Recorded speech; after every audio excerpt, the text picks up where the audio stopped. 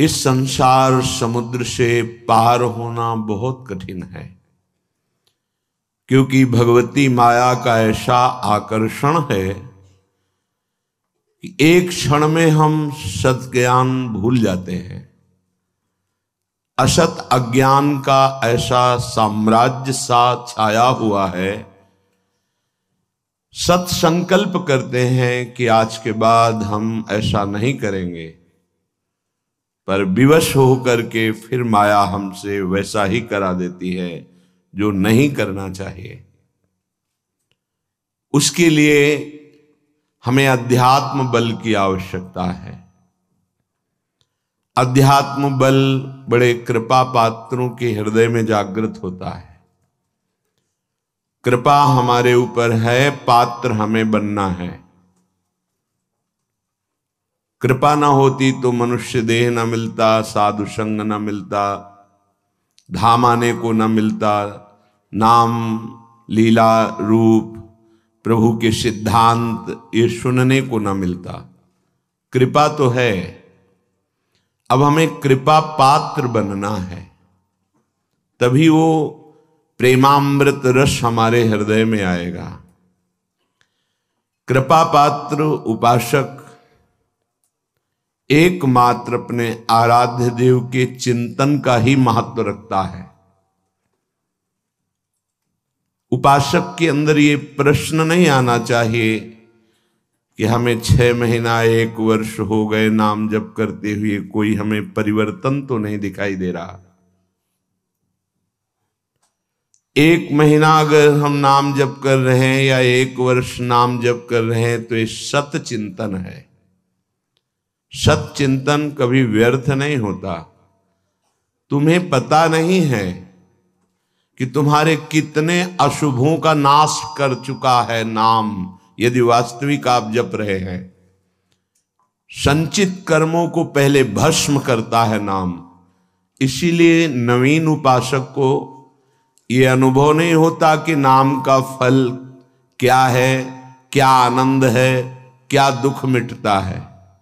इसलिए प्रार्थना है आप अपने अज्ञान के कारण कहीं नाम जपना ना छोड़ दे कि जब से नाम शुरू किया हमें कोई लाभ नहीं दिखाई दे रहा, हमें नौकरी नहीं मिल रही, हमारा काम नहीं बन रहा, हमारे दुख नहीं मिट रहे और दुख बढ़ रहे हैं। ऐसा आपको माया अनुभव कराएगी।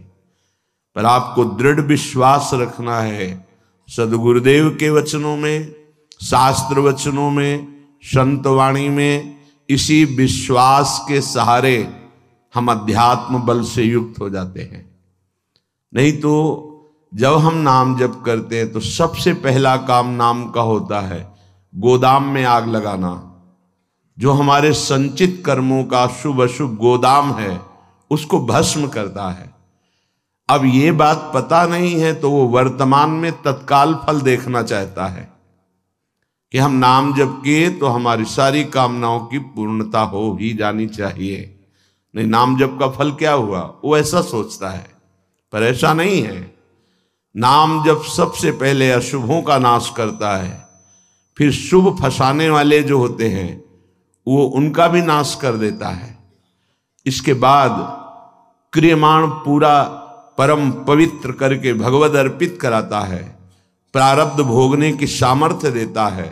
फिर आनंद का ऐसा उन्माद होता है, आनंद की ऐसी उत्तम अवस्था होती है जो वाणी से वर्णन नहीं की जा सकती। आप धैर्यवान बने, उत्साह पूर्वक नाम का जप, नाम का कीर्तन, नाम का चिंतन करें, परिणाम बहुत मंगलमय होगा। थोड़ा धीरज रखें, थोड़ा विश्वास करें। न एक एक नाम आपको उठा रहा है, अभी आपको समझ में नहीं आएगा। जब आपके पाप नष्ट हो जाएंगे, हृदय निर्मल होने लगेगा, तब आपको समझ में आएगा। मेरा मन प्रियाजू की कृपा से इस प्रेम रस में आविष्ट हो गया है। अब मेरे लिए वृंदावन से उत्तम कोई नहीं, क्योंकि वृंदावन ने मुझे प्रियाजू प्रदान किया, प्रियाजू के चरणों का प्रेम प्रदान किया, राधा नाम प्रदान किया। अब किसी की कोई मर्यादा नहीं। प्रेम की अपनी स्वयं की मर्यादा है कि वो किसी की मर्यादा नहीं रखता। प्रीति न काहू की कान विचारे, ये प्रेम है। प्रीति की रीति रंगीलो ही जाने। अगर प्रेम का सही रूप कोई जानता है तो प्रभु श्री कृष्ण जानते हैं। इसलिए वो मर्यादा पुरुषोत्तम के रूप में जब अवतरित हुए तो एक एक मर्यादा का पालन। और जब लीला पुरुषोत्तम प्रेमावतार श्री कृष्णचंद्र जी, तो महाराज की लीलाओं को समझना सदगुरु की चरण शरण में बैठकर ही हो सकता है। जो रसिक हैं, जो लाडली लाल के रस में डूबे हुए रसिक सदगुरुदेव हैं, उनके चरणों के समीप बैठकर ही इनकी लीला समझ सकते हैं। नहीं, इनकी लीला बड़े बड़े मुनियों के लिए भी अगोचर ही है। न देवैर ब्रह्मादेर न खलु हरि भक्तेर न सुहृदा, ये स्वयं बाके हैं, इनकी लीला भी बाकी है। ये बाके की बाकी लीला को जिसका कहीं कुछ बाकी नहीं रह गया वही समझ सकता है। कोई भी चाह, कोई भी लालसा यदि बाकी है तो बाके की लीला को नहीं समझ सकता। जिसका हृदय समस्त कामनाओं से, इच्छाओं से रहित हो चुका है और प्रेम रस का रसिक हो गया है, वो इनकी लीलाओं को जानता है। श्रीपाद कह रहे, ये मैंने इसलिए कहा कि मेरा मन श्यामा श्याम के प्रेम में अब प्रवेश कर गया है और ये प्रेम पंचम पुरुषार्थ है। तो उपासक को बड़ी कृपा यदि वृंदावन धाम आने को मिले, आश्रय मिले, वास करने को मिले, उसमें विशिष्ट कृपा के सत्संग मिल जाए। सत्संग से हमारे समस्त संशयों का नाश हो जाता है और हृदय दृढ़ हो जाता है कि अब मैं मुक्त होना चाहता हूं। जीवन मुक्त महापुरुष ही प्रेम में प्रवेश होता है, ध्यान रखना। प्रेम रस तभी प्राप्त होता है, पहले प्रेम जीवन मुक्त करता है, तत्वबोध कराता है। सर्वान वस्तु तया निरीक्ष परम स्वाराध्य बुद्धिर्मम, जो उपनिषद कहते हैं सर्वम खलमिदम ब्रह्म ने नानास्ति किंचन, इसका पहले बोध होता है, फिर प्रेम रस प्राप्त होता है। जीवन मुक्त करके विदेह स्थिति से फिर वो प्रेम प्रदान करते हैं। जैसे पांचों भूले देह शुद्धि, ये विदेह स्थिति है। तब छठे भावना रास की, तब वो भावना में प्रवेश करता है। इतनी ऊंचाई हम अपने साधन बल से नहीं प्राप्त कर पाते, ये गुरु कृपा बल से। तभी कहा है रे मन रसकन संग बिन रंच न उपजे। एक साधारण बिना साधन जानने वाले को भी प्रिया जो मिल गए। क्यों? क्योंकि सीधे रसिक कृपा और आसक्ति मेरी लाडली मेरी प्रिया जो, वो दुनिया के शास्त्रों का परिचय नहीं जानता, सिद्धांतों का परिचय नहीं जानता, बस उसके हृदय में एक बात बैठ गई, मेरी प्रिया जू, मेरी स्वामिनी, मेरी प्राण प्रिय सखी लाडली जू, बात बन गई। ये जन्म बंधन से, कर्म बंधन से मुक्त होना बहुत कठिन विषय, बहुत कठिन।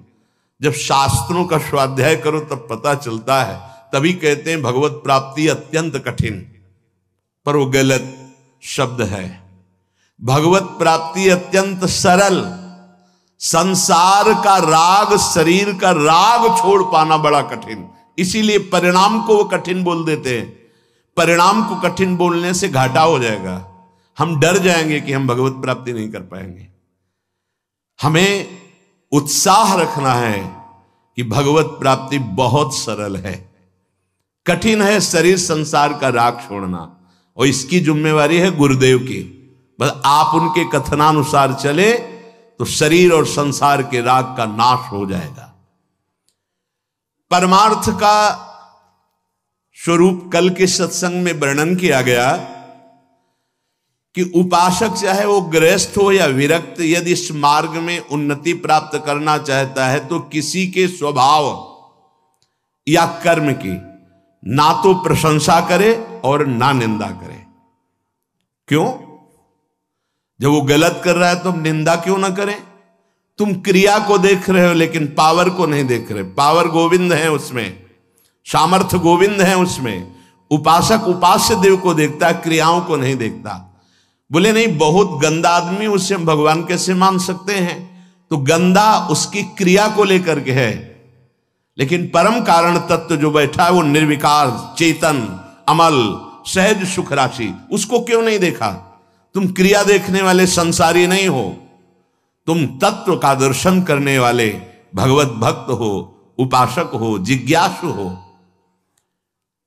जैसे है हम छाया को देखकर, कल ध्यान कीजिए सत्संग का, छाया को देखकर भ्रम हो जाता है कोई है क्या, ठूंठ को देखकर भ्रम हो जाता है भूत है क्या, रस्सी या टायर को देखकर हमें भ्रम हो जाता है ये सर्प है क्या, पर वहां कुछ नहीं होता।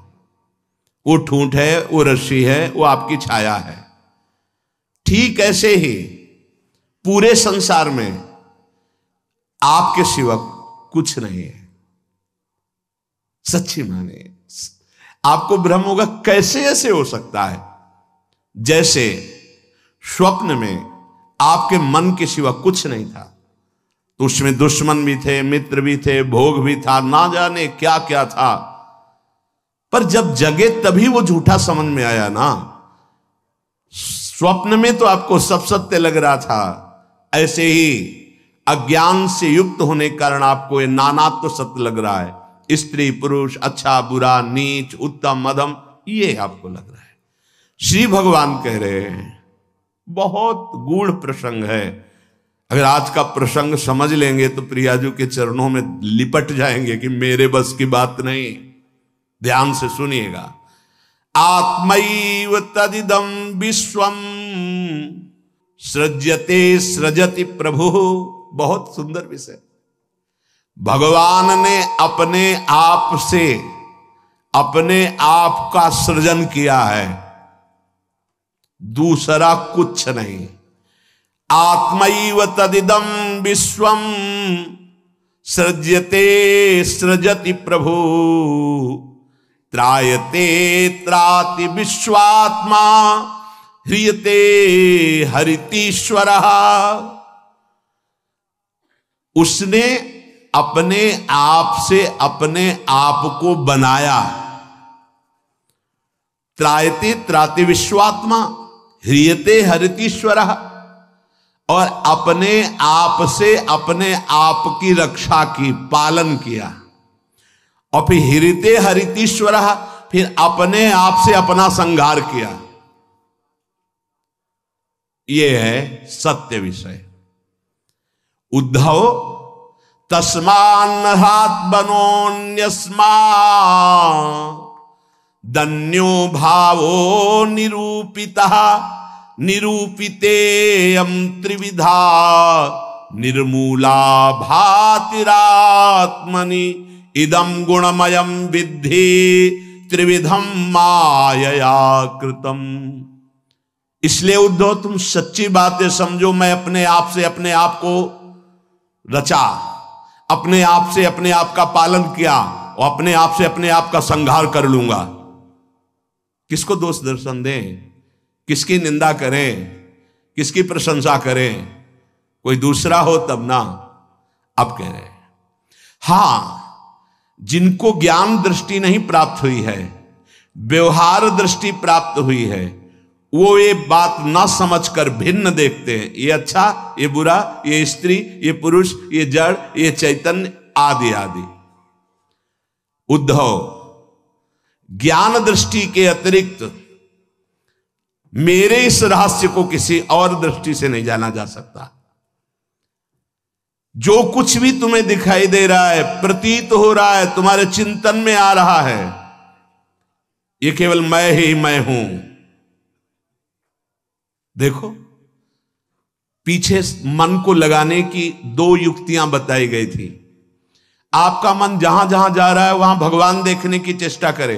वो वस्तु, वो व्यक्ति, वो पदार्थ, वो श्री भगवान ही हैं। क्योंकि जब पहले सृष्टि नहीं थी तो श्री भगवान थे। भगवान ने अपने आप में सृष्टि रची तो सब कुछ भगवान है, और जब समेट लेंगे तो केवल भगवान बचेंगे। तो जहां जहां मन जाए, जिस वस्तु व्यक्ति स्थान में, उस श्री भगवान को देखिए कि ये वस्तु, ये व्यक्ति, ये स्थान मेरे आराध्य देव बने हुए हैं। दूसरी बात कही गई थी, जहां जहां मन जाए वहां से हटा के अपने लक्ष्य में लगाइए। बार बार मन को ऐसा करने से वो मन लक्ष्य में लग जाएगा, स्थिर हो जाएगा। अनिर्वचनीय मैं ही सब रूपों में स्वयं विराजमान हूं। इसलिए मेरी सृजन लीला देखकर, मेरी पालन स्थिति लीला देखकर और मेरी संहार लीला देखकर मेरा भक्त विचलित नहीं होता, क्योंकि मैं स्वयं का सृजन, पालन और संहार कर रहा हूं। ये जो तीन प्रतीतियां हो रही, सृजन, पालन, संहार, अध्यात्म, अधिदैव, अधिभूत, ये बिल्कुल निर्मूल हैं। जैसे माया, जैसे स्वप्न में कुछ नहीं था, वैसे ही माया के द्वारा कुछ नहीं है। न सृजन है, न पालन है, न संहार है। मान सकते हो? मलिन अंतःकरण अज्ञान की स्थिति में कैसे मान पाओगे? ना होने पर यह प्रतीत हो रहा है। कैसे? ये तीन गुणों के प्रकाश से, सतोगुण, रजोगुण, तमोगुण के प्रभाव से दृष्टा, दर्शन, दृश्य, ये त्रिविधता पैदा हो गई। ऐसी त्रिविधता को मिटाने के लिए हमें मानव जन्म मिला है, साधना मिली, किसी और को पाने के लिए नहीं, अपने आप को जानने के लिए। एतद् विद्वान मदुदितम ज्ञान विज्ञान नैपुणम न निन्दन्ति न च स्तौति लोके चरति सूर्यवत्। जो मेरे इस परमार्थ सिद्धांत को जान जाता है, वो ज्ञान विज्ञान में उत्तम स्थिति को प्राप्त हुआ महात्मा ना कभी किसी की प्रशंसा करता है, ना किसी की निंदा करता है। वो सूर्य के समान पूरे त्रिभुवन में समभाव से विचरता है। प्रत्यक्षेणानुमानेन निगमेन आत्म संविदा आद्यंतवद सज ज्ञात्वा निसंगो विचरेदिह। इसलिए मेरा भक्त प्रत्यक्ष से, अनुमान से, शास्त्र से, आत्मानुभूति से, महापुरुषों से वो ये जान चुका है कि ये माया का त्रिविध खेल चल रहा है, सतोगुणी, रजोगुणी, तमोगुणी, पालन, सृजन, संहार। इसलिए वो सबसे असंग हो जाता है। ये स्थूल, सूक्ष्म, कारण, तीनों लोक असंग होकर के वो अपने आप से अपने आप में तृप्त रहता है। धन्य है ऐसा महापुरुष जो अपने आप से अपने आप में तृप्त रहता है। वो असंग भाव से विचरता है। उद्धव जी को एक प्रश्न यहां परेशान करने लगा मन में कि आत्मा अविनाशी चैतन्य घन, शरीर जड़ नाशवान, फिर ये जन्म किसका होता है, फिर मरण किसका होता है? प्रश्न कर बैठे। बहुत सुंदर प्रश्न है और बहुत सुंदर उत्तर है। यदि आप समझ पाए तो आप प्रियाजू के चरणों में भाग पड़ेंगे, क्योंकि आपकी समझ के परे की बात है। लाडली जो मेरी तो कुछ समझ में नहीं आया, बस मैं तो यही कह रहा हूं, हमारी महारानी श्री राधा रानी। इसलिए थोड़ा धूप का ताप लगे ना तो वृक्ष की छाया अच्छी लगती है। देखो, संसार से मुक्त होने के लिए ये बहुत जोर का प्रश्न है। उद्धव जी ने कहा, नैवात्मनो न देहस्य संस्कृतिर्दृष्ट दृश्ययोः अनात्मस्व दृशोरीस कस्य स्युदुपलभ्यते। प्रभु, ये चर्चा आपको मिलेगी नहीं प्रायः, क्योंकि कथन और श्रवण के लिए स्थान की भी जरूरत होती है। तो यह श्रीधाम वृंदावन और यहां व्यक्त अव्यक्त बड़े बड़े महापुरुष पधारे हुए हैं। तुम्हारी दृष्टि नहीं है तो तुम्हें व्यक्ति समझ में आएगा। जहां भगवत शास्त्रों का सत्संग होता है, वहां सनक सनंदन सनातन सनत कुमार श्री हनुमान जी महाराज बड़े बड़े महाभागवत पधारते हैं, और उन्हीं के सानिध्य से समझ में आ सकता है। ये विशुद्ध भागवत परमार्थ मार्ग है। उद्धव जी ने पूछा कि भगवान, ये जो आत्मा है ये दृष्टा है, और शरीर जो है ये दृश्य है। आत्मा स्वयं प्रकाश है और देह जड़ है। ऐसी स्थिति में ये जन्म मरण किसका होता है? आत्मा का जन्म मरण हो नहीं सकता, क्योंकि ये स्वयं प्रकाश है। और जड़ शरीर का हो नहीं सकता, क्योंकि नाशवान विकारी है, ये तो यही नष्ट हो जाता है। महाराज, ये मरता कौन है और जन्मता कौन है? ना आत्मा और ना शरीर। अगर ये शरीर जन्मता मरता है तो शरीर को नष्ट करने के बाद फिर अब जन्म मरण खत्म हो जाना चाहिए, पर फिर शरीर मिलता है। आत्मा को हो नहीं सकता, क्योंकि स्वयं प्रकाश, निर्विकार, चैतन्य घन। तो ये होता किसको है जन्म मरण? इसका होना उपलब्ध है कि होता है जन्म मरण, तब ये होता किससे है भगवान? हे जगत गुरु, आप हमारे संशय की निवृत्ति करें। आत्मा व्ययो गुणः शुद्धा स्वयं ज्योतिरनावृतः अग्निवद्दारुवच्चिद्देहा कस्येह संसृति। नाथ, आपकी कृपा से इतना तो पता चला है कि आत्म तत्व अविनाशी है, प्राकृत अप्राकृत गुणों से रहित है, शुद्ध स्वयं प्रकाश है, कोई भी आवरण उसे ढक नहीं सकता। शरीर विनाशी है, साकार है, अशुद्ध है, आत्मा से प्रकाशित है और आवृत है माया के गुणों से। प्रभु, आत्मा तेज स्वरूप प्रकाशमान, शरीर काठ की तरह अचेतन, फिर ये जन्म मृत्यु संसार किसको प्राप्त होता है? कौन है जो बार बार जन्मता है मरता है? श्री भगवान वाच यावद्देहेन्द्री प्राणै रात्मनः सन्निकर्षणम् संसारा फलवास्तावद पार्थोप अविवेकिनः। भगवान श्री कृष्ण ने कहा, प्रिय उद्धव, बहुत तुमने विशुद्ध परमार्थ के स्वरूप का प्रश्न किया है। यद्यपि इस संसार का ज्ञान में कोई अस्तित्व नहीं है, अज्ञान के कारण यह भास रहा है, पर ध्यान देने योग्य बात, जब तक ये देह का अभिमानी है, मैं स्त्री मैं पुरुष, मैं ये देख रहा हूं, मैं खा रहा हूं, मैं बोल रहा हूं, इंद्रियों का अभिमानी है, प्राणों का अभिमानी है, तब तक आत्मस्वरूप जो निर्विकार सच्चिदानंदमय है, इस भ्रांति के कारण बार बार जन्म और मरण को प्राप्त होता रहता है। यद्यपि ना उसका कभी जन्म होता है ना मरण होता है, फिर भी भ्रांति, ये भ्रांति स्वप्न की तरह है। अर्थे हृद्यमाने पी संस्कृतिर न निवर्तते ध्यायतो विषयानस्य स्वप्ने नर्थागमो यथा। जब तक इसको ये भान रहता है कि मैं स्त्री हूं, मैं पुरुष हूं, मैं अपनी इंद्रियों से भोग रहा हूं, मैं ये भोगा हूं, ये भोगूंगा, ये उसकी भ्रांति ऐसे है जैसे स्वप्न में, और स्वप्न में प्राप्त हुआ सुख दुख